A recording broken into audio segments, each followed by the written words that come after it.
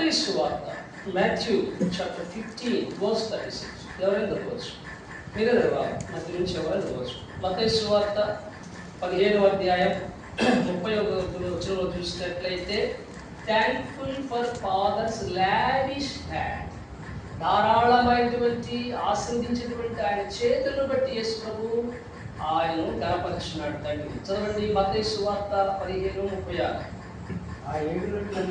ఆ 7 రొట్టెలు ఆ చేపలను పట్టుకొని కృతజ్ఞతాస్తుతులు చెల్లించి వాటిని విరిచి ఏం చేశాడండి?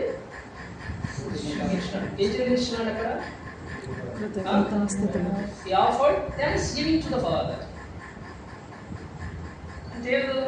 Father, I am very thankful to you for your lavish hand. రెండవది ఫస్ట్ లిజనింగ్ ఇయర్, రెండవది లావిష్ హ్యాండ్ అంటే తండ్రి ఆశ్రయించినటువంటి స్వభావం, ఆయన ఆశీర్వదించేటువంటి వాడిగా ఉన్నాడు. ఈ 7 రొట్టెలు కొన్ని చేపలు ఎంతమంది తిన్నారు? కంటిన్యూషన్ చేయడం వచ్చినాను. మత్తయి సువార్త 15:36. ఆ 7 రొట్టెలను ఆ చేపలను పట్టుకొని కృతజ్ఞతాస్తుతులు చెల్లించి వాటిని విరిచి తన శిష్యులకు ఇచ్చెను. శిష్యులు జనసమూహం వడ్డించి వారందరూ తిని తృప్తి పొందిన మీదట మిగిలిన ముక్కలు వారందరూ తిని తృప్తి పొందిన మీదట మిగిలిన ముక్కలు 7 గంపల నిండా. ఎందుకు మనము మన దేవునికి, మన ప్రభువులకు, మన తండ్రికి, మన రక్షకునికి, మన విమోచనకి కృతజ్ఞత చెల్లించాలంటే because it having lavish hand. అంటే ఏంటంట, కొంతమంది అంతా ఉంటారు కదా, ఆమె చేతికి ఎదుగు లేదండి అంటే ఏంటి అర్థం? ఎంతమందికి వచ్చినా కూడా ఆమె దానం చేస్తారే. ఈయన ధారాళంగా ఇచ్చేటువంటి వాడు, జనరాసిటీ ఆఫ్ ద ఫాదర్ దాతృత్వం అనేటువంటి వాడు, ఆయన ధారాళంగా ఇచ్చేటువంటి వాడిగా ఉన్నాడు. అందుకని ఆయన ఏం చేశాడు?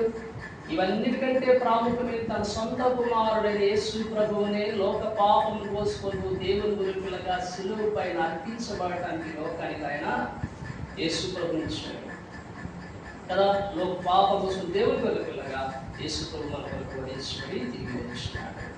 ఆయన రక్తంలో ఉన్న పాపములకు క్షమాపణ కలిగింది, విమోచన కలిగింది, విడుదల కలిగింది.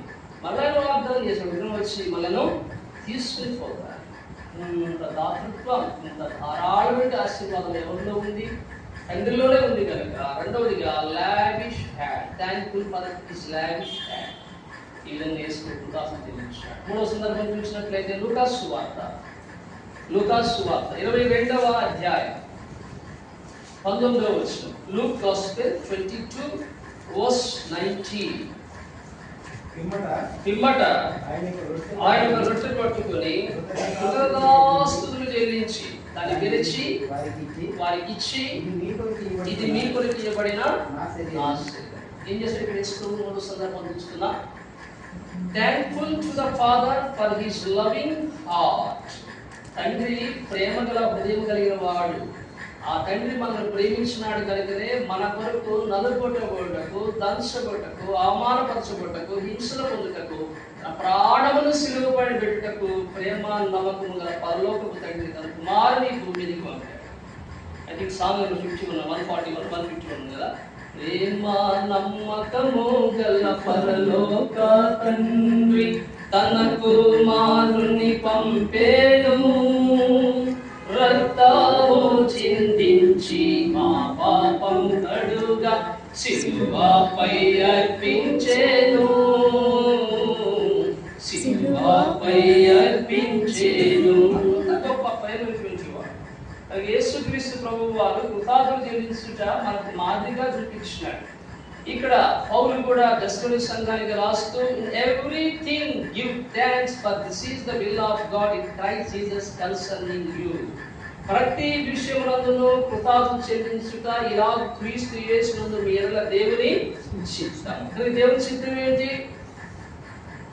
నువ్వు చెప్పాలా? సింపుల్.